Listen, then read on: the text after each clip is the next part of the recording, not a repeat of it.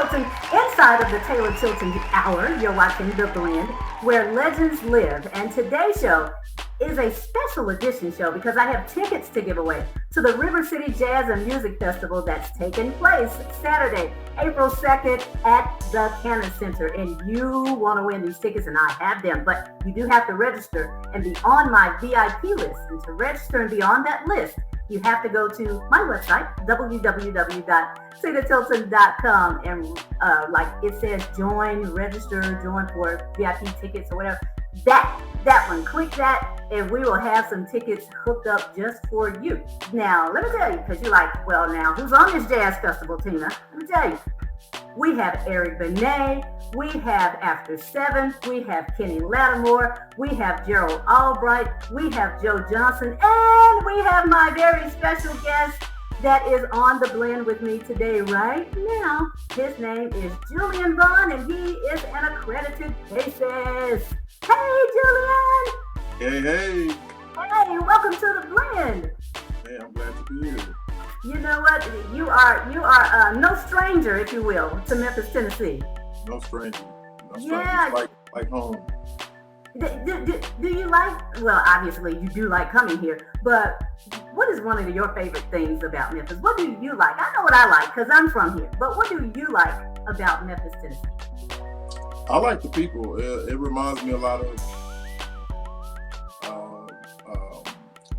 and I'm always welcome there. Always, it's always a warm welcome when I come, and the hospitality is great. I used to have family that lived down there, so I came down there a few times as a child. So you do. Yeah. Well, you say you used to have family. Used to have family. Like my mom. Yeah. My mom's dad, he passed like some years ago. We used to go down when we was kids, come down to Memphis. But But I know that you're from Kansas City. You are from that big KC. I was trying to think. I was like, what's the other? There are more of you all. There are more celebrities from Kansas. Who else besides yourself? Ooh, Kansas City. I think Don Cheetos is from here. Okay. We have a couple of ex-NBA players, former NBA players, Lucius Allen. Oh man, you put me on the spot with that. That's okay. Well, I know that you. Janelle Monáe. Janelle Monáe. Kansas City, Kansas. Yep. Yeah, and I knew it was quite a few of you guys born and raised in Kansas City. But for you, my friend, bassist, bassist guitar, you in your pictures, and surely probably during post-production, we'll show a few slides of your pictures that you just having a ball with that guitar. That's how we look, y'all. On it. I was like, okay, so you should bring it sexy back. But that was not your original start. To my understanding, you got started as a drummer first, and you do kind of look like you could be a drummer. How did that transition? Yeah, how did that transition? How did you switch from drummer to a bass guitar player? I think it kind of got boring a little bit after a while. So drumming? Hold on. No, because everybody making noise got bored. Because everybody wanted to play. Oh, okay. So I'm like, you know what? Let me, pick an instrument that nobody is playing, and that's when I picked up the bass and started there. Self-taught, and everything else is history. But but being of color, we are all about that bass. We love bass. So how I'm still slightly baffled because it seems to me, and I'm not a musician by any stretch of the imagination, but it would seem to me that bass would be something that would be more attractive to us.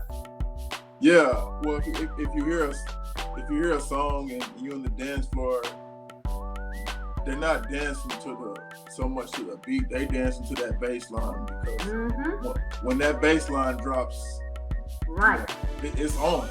Yeah. Not to mention it sounds good in the car. We be bumping that bass in the car. Turn that bass up. Exactly.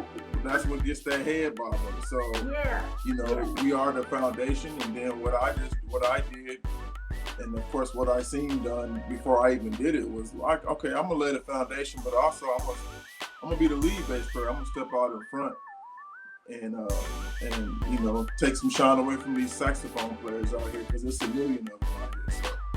So, you know. Did it take you long to learn the bass? It didn't take me long, but it took me a minute to get good to where I could be on some recordings and stuff like that. Because there's a difference between playing the bass and then knowing how to play the bass. You know, so a lot of people play, but they're not bass players. So I was really trying to study the craft on what to do, what not to do within songs and stuff like that. So that took a minute. Yeah. I got a little secret too on you. You are a PK. Yeah, I am. That means preacher's kid, for those that may not know what a PK is. He's a preacher's kid. His granddad was a preacher, as well as your dad was a preacher. How did they feel about that? Did you play bass in the church first? Like, how did they feel about that? I played bass in the church first, and it was encouraged. My grandpa bought me my first bass, so it was encouraged. Now, years later, when I decided to go into being a jazz artist, that wasn't necessarily embraced totally. I should say that. But they thought that was of the devil. You know how it is. No. Well, you heard it. I have heard before though. That's that devil music. Did you get that? Yeah, I got that. I got that even from my dad. But you kept on. What inspired you to keep going then? Wayman Tisdale. Because Wayman Tisdale, he grew up the same way. The only difference between us, he was in the NBA and he was a star. But he grew up in the church just like I did. So I'm like, well, shoot, he done it, and he kept on. So that's exactly what I'm gonna do. I don't care what anybody thinks. I'm gonna keep on doing it. And so it took some time, but they got around it because they were calling my music. My dad would call it gospel jazz up in the pulpit, and it would piss me off. I'm like, this is not gospel jazz. It's just jazz. It's instrumental. We need to stop putting that on it. So it took a minute, but they came around. Okay. Yeah. I'm so grateful because in 2010 you released your first project called the Purpose Project. And is that why you titled it that, The Purpose, because you knew that this was your purpose? I definitely knew that. I definitely knew that. When I put that out, at that time I decided I'm going to go into this music business with both feet in, and I'm just going to go in there and see what happens. I was like, I got tired of working the job. I'm tired of working for somebody. I'm going head first. And it was like one of the best decisions I ever made. So I bet, because a couple of short years later, you did peak at #1 with one of your songs. But I'm going to talk about that in just a second. Yeah. But I do want to go back to what you said. You worked a regular job, if you will, or just a job. Where were those jobs? So one was the last one was I had like 2 or 3. You had all the jobs? Well, you were a musician. Y'all gotta find, y'all gotta fund y'all stuff. Right. The main one was it was a place called Chrysler Financial. So worked in finance for Chrysler and you do it with numbers? I'm okay. Okay. I was doing those 10-hour 4-day shifts. And I hated it, and then I was playing at 2 churches at that time as well. Okay. I'm just like, and I was going to school, so I'm just like, you know what? Forget this job. Yeah. No. Forget these jobs. You had quite a few. Yeah. So at that time, I got my business degree shortly after that, and I was like, I'm done. I'm gonna go do this music thing. If it work, it work. If it don't, I'll figure it out. I've heard that it's very important to get business savvy when you're in the music industry. Yeah. Have you found it to be helpful for you? No. I mean, I went back and I learned some things, but can I honestly say it's helping me today now. So you want your money back, huh? Well, I already paid. I paid. But I'm like, dang, I could have used that money today without these gas prices, you know? Right.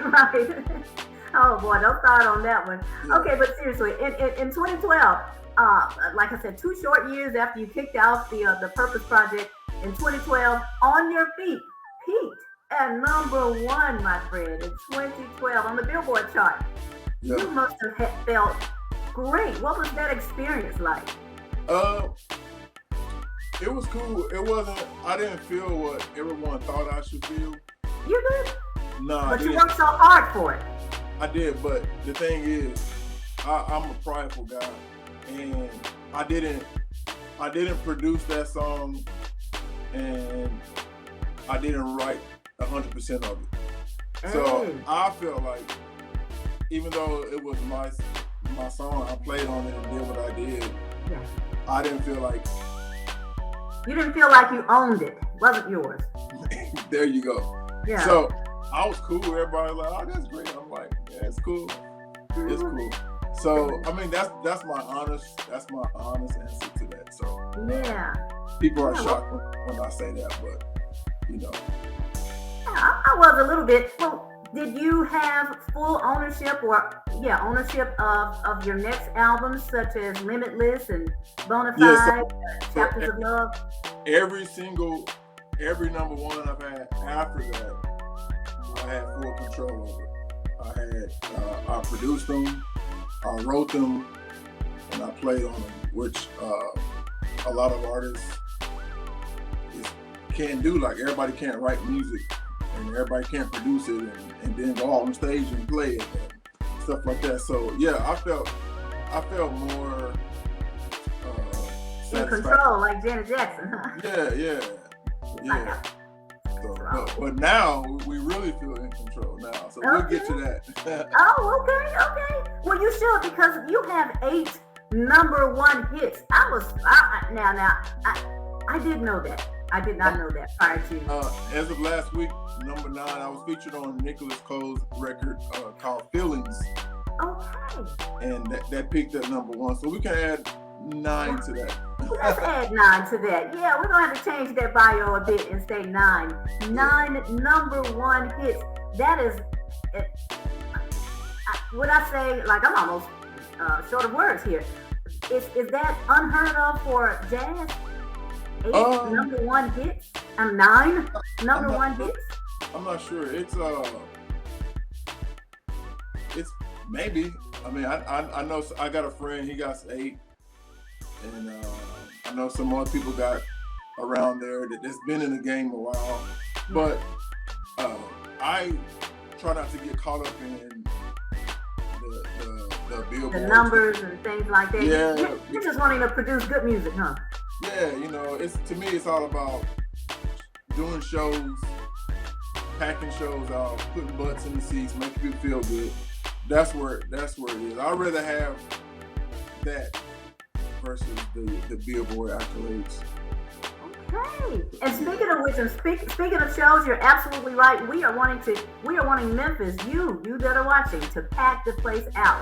It's the River City Jazz and Music Festival, Saturday, April 2nd, 6:30 p.m. at the Cannon Center, featuring this man right here, Mr. Julian Vaughn, bassist. You're gonna love him. As you can see, you can already tell you just kind of fall in love with this man. Eric Benet is gonna be there. Kenny Lattimore, After 7, Gerald Albright, Joe Johnson. It is a ladies' concert, but men, bring your ladies. Bring your ladies. Pack it, everybody. Just pack it out. Pack it out.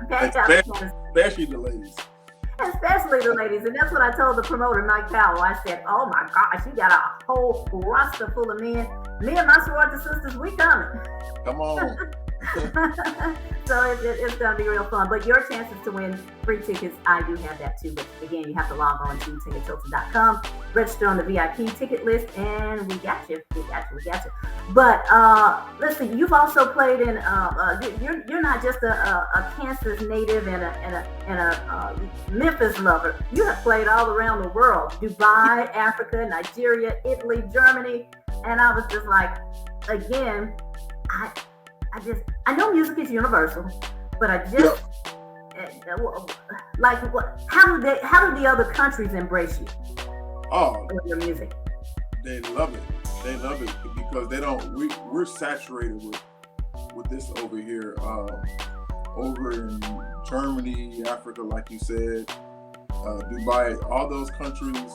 I mean, you really feel the love. That's why guys love staying over there and doing European tours or whatever. It's great because they don't get that. They don't get it every day. We can go anywhere in the U.S. and get that every single day. So I just feel like they're more appreciative of it when we go out there and do our thing. So it's a hell of an experience. When I got into this career, I didn't foresee any of that. I just got into it because I love to make music and play it. Yeah. I didn't know all that came with it. So, are the fans the same? Like, you know how fans are, and especially women. Are they the same wherever you go? Well, to me they are. I don't know about everybody else. No. I just was wondering, like, are the women like, oh my gosh, this is, I'm loving this music, I'm loving the style, I'm loving the sound that's coming from this man, in whatever language they speak. I just was wondering if they felt the same. They did. They even wanted. Have you even had someone? When I was in Dubai the last time, it was a group. They was like, "Can we just kiss you on your cheek?" I was like, okay." Okay. During COVID, during the pandemic. No, this was well before the pandemic. This was like, oh, okay. 6-7. This was about 6-7 years ago. Oh, okay.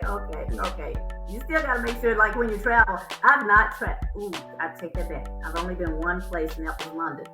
And I don't remember what necessary shots or vaccinations were needed at that time. But you, with being in all those different places, did you ever have a concern that, Lord, I might bring some back from? No, I've never. I've always got my shots when we went to places like Africa or whatever. But I've never had no fears. I'm careful, so. Sure. Yeah. Well, God ain't gave us no spirit of fear, so right. You're good. Right. You're good. I'm all about going and getting that bag and come back home. Yeah. No, that's right. Well, if you have any questions for Julian Vaughn, you can go to inbox me, and we'll go to the comment section, and we'll pop it up for you and see if he can answer your questions. Oh, there are a couple. I'm sorry, I should have moved my cheat sheet right there. And right here, we do have someone. Anita Jones says, looking forward to seeing the show. All right, Miss Jones. Yeah. Well, we are looking forward to having you there, Anita Jones. Mother. That's my mom, Julian. Oh, okay. Make sure. My mom loves y'all. Oh, she's all about you and Gerald Albright, for real. Come on and stop by the merchandise table to get my new album, Solo. Yeah. I'm gonna have some T-shirts with my logo on them, so make sure Mom stop by there. Hey, if Mom doesn't, I will get one for her. But yeah, I definitely was going to ask you about Solo. Now, can you give us a little bit of information about the project? Like, what was the inspiration behind the making of Solo? Well, Solo is it just basically symbolized me. I left the record label in December 2020 because I wanted to. I've already fulfilled my contract, so I want to do things my way. And so I chose to go independent, and I'll never sign another record deal again. We're going to leave it at that. But so Solo is it basically embodies that me. I'm by myself, just like I started before I went that way. And were you or were you not solo when you became Artist of the Year in 2020? I was number 2 Artist of the Year. I was already with them. I hadn't left yet, but a couple of months after that, once I turned in that last album, Chapters of Love, I was done. You were done. And I knew I was leaving 3 years before that even happened. So, so solo. Just worked on that night and day. You know, trying to make it the best album I put out. I wrote and produced the song. You know, we got you. We're gonna support you. Oh yeah, period. oh yeah. No, period. Yeah. So it was stressful in making it because I demand perfection and excellence. Yeah, you know, so I put a lot of pressure on myself to produce. So I love the project. It's my first album I put out without any vocals on it. I did something different because I have another album coming out next year, Chapters in Love 2, and that's gonna have a lot of vocals on there. But this one, it just came out, it just worked out like that. So I had 16 songs and I had to shave them down to 11 to put 11 on this album. So with you by your go ahead. Oh, I was just gonna say, with you by your own profession, have just stated that you love excellence and you are a perfectionist. Would you say that you are similar to Prince in that aspect? Because I just recalled of watching a documentary on Prince, and people always said he worked us like, boy, he was a Well, Prince could do that because his pockets were a little bit more deeper than mine, so he could do that. But you know, I demand it out of myself before I demand it out of someone else. You know, I probably got a little bit of that. But little Prince blood in it. Little James Brown, but But that's what makes you all musicians and well known and nationally respected, internationally respected, and it gets you these hits. Yeah, that's your gift. That really is your gift. And I did see a quote in your bio. It says that you take pride in writing all of your music, saying that I want to be known as a great writer and producer as well as an artist. Yeah. And that's what solo sounds like it is. Yeah, but you know, people naturally they just see you as the performer. An artist. They don't think, the average person doesn't think, did he write that or you know, did he produce that? They just, he sounds great. But you know, I like to get as much credit for that because it's not easy to do. If it was easy, all the artists would do it. Yeah, you can say that again. I don't have to sit around and wait on people to send me music and write my music. I can put out albums every year if I want to, you know. So I want to be respected as that as well, because even though this is my number 7th album, I feel like I'm still getting started. Like perfecting your craft. Oh man, I got so much music in, like it's not even funny. It's gonna be a rap after long. You sound like my husband. I tell him he's a walking musical note. He is a keyboard player and in the church but he actually does have a gospel band too. His sound, and I'm just like you are walking musical notes. Even when I have to tell him something, I said, do I need to sing it? Because if I sing it, maybe probably the same for you. If I sing it, you might hear it. Family life? You have any immediate family? No. I got brothers. Wife? I said wife. We're working on that. So, okay. That'll happen one day, but okay. Just not as of today. Not as of today. It ain't like I haven't tried in the past or anything like that. It's just I have standards, and so ladies. So that's what that is. You know, you can do with that as you will. Okay, well, we have only a few minutes left, and I always kind of like to ask an uncommon question that's not related to your bio at all, but it's not anything crazy. But today's uncommon question for you is, okay, so like today I plan on cooking spaghetti when I get out of here because my husband and my family is ready to eat. And I like how I cook my spaghetti, and so do they. So today's meal is spaghetti and some sides. However, for you, the uncommon question for you is, what is your favorite dish? My favorite dish happens around November the 23rd, 24th, and that's Thanksgiving. Soul food, that's my favorite dish. turkey and dressing, macaroni, yams, sweet corn. Ooh. I mean, I'm getting hungry thinking about it. I promise you are. You're making me think about that Goody Mob soul food video. Right.